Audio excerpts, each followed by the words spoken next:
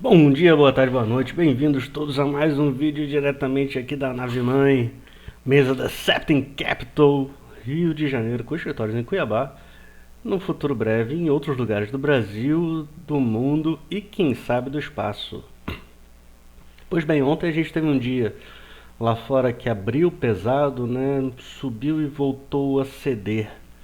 Mercado ainda tenso, muitas coisas saindo de resultado de empresa, alguns positivos, mas é sempre bom lembrar que a boa parte da expectativa no mercado está frágil, então são ganhos, os resultados são batidos, superadas as expectativas mais de expectativas baixas, tá? Então não é essa Coca-Cola toda. Tivemos o resultado da Coca-Cola hoje que bateu a, a expectativa. Isso juntamente com o resultado da 3M e da GE, General Electric, que já foi a maior empresa do mundo.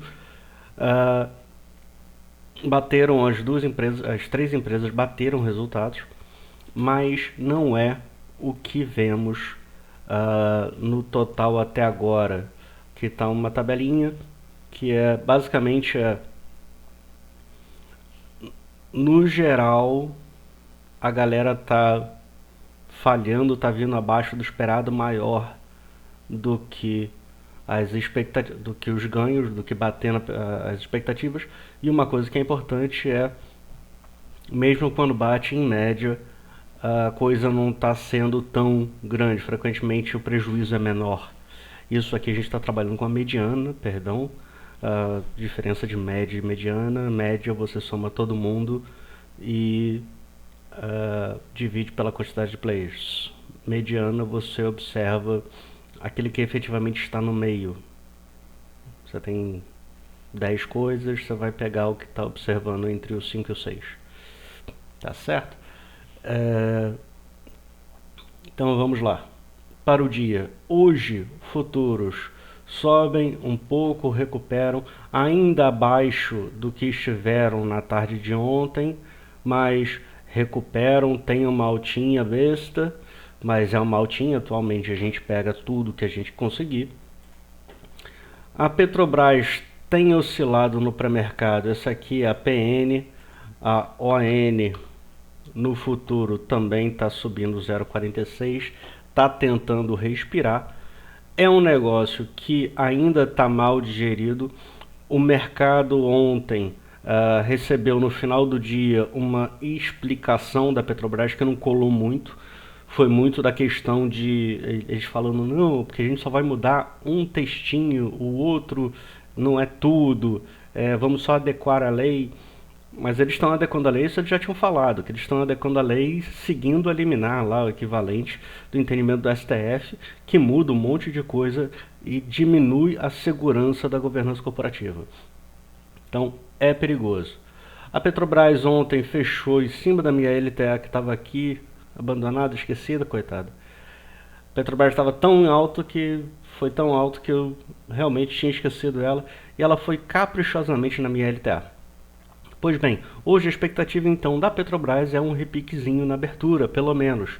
Não se sabe, não sabemos o quanto mais ela pode oscilar para cima, para baixo por enquanto. O mercado hoje é um mercado de digestão.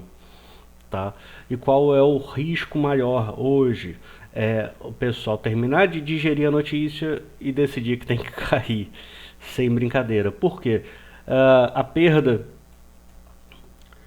desse nível aqui jogaria a gente num primeiro momento aqui para esse ponto, a gente fecharia o gap, ainda estamos com o gap aberto, isso é importante.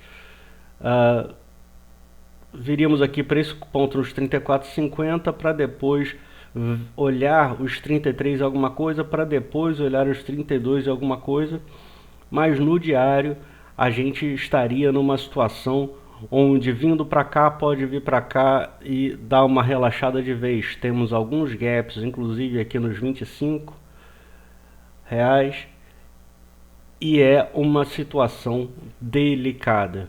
Ai, Felipe, mas isso, mas aquilo outro. Não estou querendo julgar nada, estou falando aqui do gráfico, tá? Como ex-gestor, ainda com a cabeça de gestor, a percepção que eu tive é que eles soltaram aquele negócio para medir a temperatura do mercado. Em bom português, eles vão fazer, eles querem saber o quanto eles conseguem socar no mercado as mudanças que eles querem fazer, em qual velocidade. Se tudo de uma vez só, de ser devagarinho, se isso, se aquilo, né? E qual é a recepção da coisa. É aquela história, tem uma historinha de um presidente republicano, acho que foi o Nixon, que ele contava do bode na sala em Cuba. Que em Cuba a coisa estava ruim, aí o pessoal começava a reclamar, e aí de repente o governo ia e botava um bode na sua sala, e o bode tinha que morar com você. E aí depois de uns 10, 15 dias o pessoal ia lá, o governo tirava o bode da sala. E aí a galera tinha a percepção de que tinha melhorado, porque não estava mais fedendo a cocô de bode. É basicamente isso. Então, o que eu acho que eles estão fazendo com a Petrobras é o que eu já espero desde o processo eleitoral, é exatamente medir a temperatura de qual a velocidade, qual a intensidade eles podem ajustar a Petrobras para fazer o que eles querem fazer, tá? E não tem nada muito bonitinho do que eles querem fazer. Uma coisa que pegou mal, acho que foi sexta-feira que o Prats falou no final do dia, alguma coisa do tipo, ou no final de semana, falando que com um alívio das sanções americanas à Venezuela, a Petrobras tem grande interesse em investir em campos da Venezuela. Lembrando que a Petrobras investiu na Bolívia, perdeu os campos da Bolívia, investiu mais uma meia dúzia de coisas, perdeu as coisas, emprestou uma grana, o BNDES emprestou alguns bilhões para a Venezuela e tomou um calote. E o mercadante falou, isso não é muito pouco, isso é muito pouco perante o que a gente empresta. Sim, beleza, mas tomou um calote. E financeiramente relevante. Tá? Se distribuísse, acho que foram 5 bilhões ou coisa assim, ou 2 bilhões. Enfim, se distribuísse esses bilhões pela população, acho que ninguém ia ficar muito chateado. No resto do mundo, agora vamos falar um pouquinho do mundo. Hoje a gente tem poucos dados mais relevantes. O que saiu hoje mais cedo foi a questão europeia de atividades, os PMIs. No geral, todo mundo contraindo e contraindo mais do que o esperado. E aí o pessoal fica aliviado. Uhul, o Banco Central Europeu não vai subir tanto juros. Vai parar por aí. É possível, é provável. É uma boa coisa? Não, porque você está deixando de subir os juros porque a economia está entrando em recessão efetiva, né? E isso não é legal, tá? E aí uma coisa que eu queria mostrar para vocês, os títulos de 10 anos alemães perante os títulos de 10 anos italianos voltaram a abrir o spread, coisa que a gente não via desde o final do ano passado. Tá? Basicamente isso aqui diz o seguinte, o título alemão rende 2% ao ano a menos do que o título italiano. Se a gente levar em conta que está todo mundo dentro da mesma zona do euro, isso é claramente uma questão de um risco maior da Itália. Por que essa percepção de risco majorada? Porque a Itália passou um orçamento, na verdade já passou o orçamento, aumentando a previsão de déficit, tá? Então isso é um ponto delicado. Se pensarmos que Grécia, Espanha, Portugal, Itália e França têm cronicamente déficits monstruosos, não é estapafúrdio pensar que num cenário de maior estresse global a gente pode ter de novo uma crise na Grécia, crise da dívida italiana, crise da dívida espanhola, crise da dívida portuguesa, tá? São países que têm dívidas também na casa de 60 e poucos por cento do PIB e não são donos do próprio Banco Central. Por que isso é importante? Saiu uma nota um pouco mais cedo, uma notícia da Bloomberg, e eu peguei aqui no Twitter. O Risk Bank, o Riksbank, na verdade, não é Riksbank, que é o Banco Central sueco, está precisando de uma injeção de capital de 80 bilhões de coroas suecas.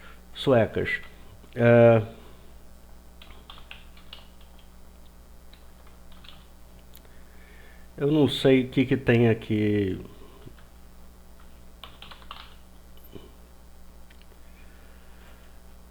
Qual é a relação? Beleza, a gente está falando de 8 bilhões de dólares de injeção para uma economia do tamanho da Suécia, é algo relevante. Tá? Hoje, então, o que vamos observar, o que eu quero observar é essa nota de 2 anos. É muito interessante notar que uma das coisas que eu tenho medo é que a gente tenha uma sequência de chamadas de margin calls como um todo, né? E a grande percepção que eu tenho é que está faltando T-bills, está faltando os títulos mais curtos, de 1 ano, 6 meses, 3 meses, 4 meses, até 2 anos. Por que o mercado gosta desse tipo de título? Porque esse tipo de título tem uma duration mais curta, ele oscila menos e ele é mais bem visto com relação à colateralização, ou seja, se eu sou um banco e eu estou precisando de liquidez, eu consigo depositar isso em outro banco ou de um primary dealer ou alguma coisa que me dê liquidez, como hoje nos Estados Unidos, por exemplo, o Bank of New York Mellon é quase como um correspondente do Fed fazendo uma janela de redesconto tripartite, e isso não entra na conta do Fed como redesconto. Então o cara vai lá e pega adiantamento com o Bank of New York Mellon e aí ele entrega um colateral. A vantagem disso é que, em teoria, no Banco Central, você só aceita colateral com títulos de altíssima qualidade, ou geralmente títulos públicos ou títulos de agências de hipotecas, que são com que do mesmo jeito tem garantia federal. No Bank of New York Mellon, em teoria eles aceitam outras coisas, só que a coisa está piorando, os spreads dos junk bonds estão aumentando, e aí a galera está pedindo outros colaterais, tá? E o pessoal prefere as bills, as chips. Então, à medida que a coisa, que são os títulos mais curtos, à medida que a coisa vai piorando, vai faltando títulos curtíssimos e curtos do mercado, porque a galera compra para depositar. Por que está faltando? É falta de dívida americana? Não. Tem dívida o suficiente. Só que eu venho falando que os money markets, né, os money markets são fundos de quase como DI. E os DI e os fundos, para não ficarem oscilando muita coisa, eles compram, vão no mercado sempre que tem algum leilão e tudo mais, eles compram essas notas e ficam na carteira. E quanto mais eles rendem, e os bancos rendem pouco e tudo mais, as pessoas resgatam dos bancos e botam nos money market funds. Tá? Então isso é algo que temos que ficar de olho. A última vez que teve um leilão desse foi meio estressado, o mercado assustou. Tá certo? Um comentário, e aí um dado que eu acho maravilhoso, que é o seguinte, isso aqui é a parte técnica, digamos assim. Historicamente, isso aqui é percentual de empregos do total de vagas abertas. Percentual de vagas governamentais do total de vagas abertas. Historicamente, sempre que sobe essa participação do governo, é porque a gente está em alguma crise, tá certo? Porque aquela coisa básica que todo economistazinho que saiu de qualquer canto sabe, emprego do governo não gera produto, não gera eficiência de produto, você pesa mais o Estado e bota uma âncora na economia. E você, no curto, dá um gás, no médio e no longo prazo se perde. Hoje, por exemplo, salvo engano, algo perto de 55% da renda disponível argentina vem dos salários de empregos governamentais. Isso é por isso que não tem como sair disso. Tá? Isso é complicadíssimo. Outra questão mais técnica, né, eu já tinha falado da Petro que estava subindo 0,50, 0,60 lá fora. Queria mostrar aqui para vocês o mapa do Gama. O que é o Gama? Vamos lá, agora pensando um pouco na questão técnica, tá? Vou tentar explicar de uma forma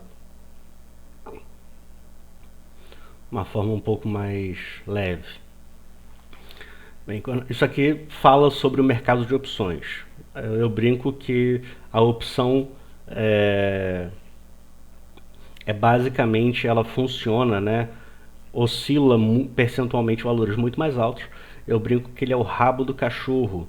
Só que qual é a grande característica do rabo do cachorro nesse caso? É que o rabo do cachorro às vezes abana o cachorro. E por que é isso? Quando tem muita opção sendo operada, eu estou falando das listadas, tá? Que são a imensa maioria do mercado. Essas opções listadas, elas vêm e tem alguém para vender, né? É o que a gente chama de market maker, ou comprar. Tem alguém para dar liquidez.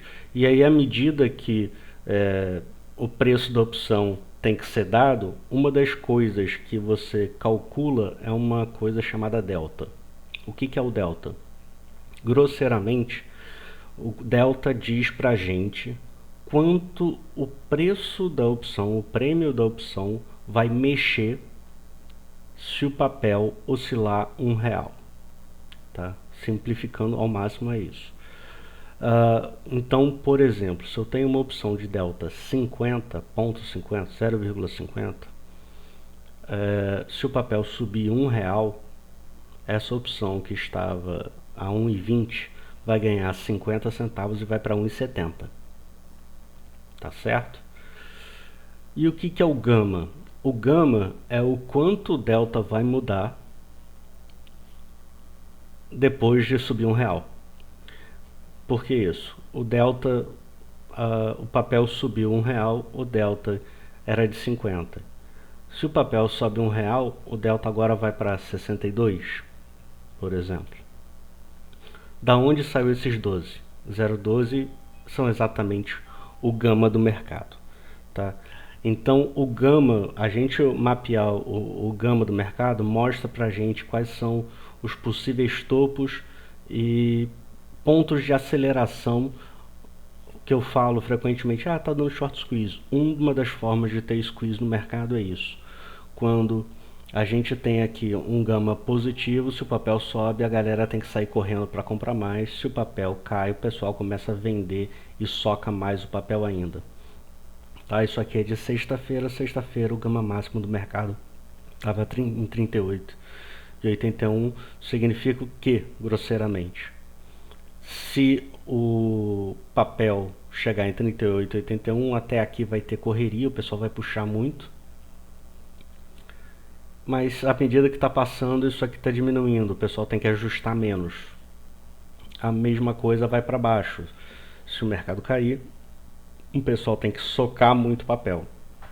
E essa é uma das razões pelas quais, na semana passada, eu falando, não, tem exercício de opção, essa alta aqui, boa parte da alta a gente vê. A Petro subiu de 30, né, para 38 e bateu, salvo engano, na máxima 38,86. O pessoal tem que puxar violentamente. Isso aqui não puxa o mercado sozinho. Isso aqui dá o efeito manada quase dos market makers, tá? E aí ontem a gente fechou o gama ainda com a máxima em 38, 39 reais, mas a gente viu o mercado batendo e aí os market makers têm que socar junto. Hoje, um movimento pequeno, o ajuste é pequeno. Um movimento grande, o ajuste é grande. Tá? Então, se tivermos uma alta e o mercado resolver ceder de novo, tem bastante coisa. E onde é que o market maker para de ajustar muito? 32. E aí, se ceder mais, ele começa a emburacar nas puts. Então, tem muita coisa aqui acontecendo. A gente está no meio de caminho que, tanto para cima quanto para baixo, pode acelerar. Tá certo? Vamos acompanhando as evoluções nos próximos dias. Só para vocês terem uma ideia, como eu estava mal ontem, depois de acordar, depois de remédio, acordando com sua dor e tal, o papel passou ontem boa parte do dia, inclusive quando eu estava aqui abaixo de 36, aqui na casa dos 36,50, eu saí umas 3 horas da tarde. Na minha cabeça esse número era 36,50, não 35,50. Quando eu vi de noite que estava 35,45, 35,35, eu falei, caramba, o mercado derreteu de novo. Não, eu já estava aqui, minha cabeça já não estava funcionando. E aí eu não tinha percepção do preço, por isso que eu optei sair. Com a cabeça não está funcionando, o risco de fazer ou falar merda aumenta muito. E não vale, dada a minha posição, oferecer esse risco à casa. Tá certo? Desculpa fazer um vídeo mais longo, tinha mais coisa para falar, porque eu não fiz o fechamento de ontem, tinha que fazer o fechamento, a abertura de hoje. E é isso, gente. Hoje de noite, lembrando, temos resultados da Microsoft e da Alphabet, dona da Google. Resultados esperados são bons. Vamos procurar o que está acontecendo no Azure, que é a plataforma de nuvem aí da Microsoft. Tá, isso vai ser importante. E também na parte de aí do Google, é do que está todo mundo esperando bastante, tá? As expectativas estão bem animadas. Farei um report sobre isso assim que saírem os dados e vamos falando durante o dia. Um forte abraço a todos e peço desculpas de novo pelo podcast. Curtiu aí? Deixa um joinha. Um abraço, gente.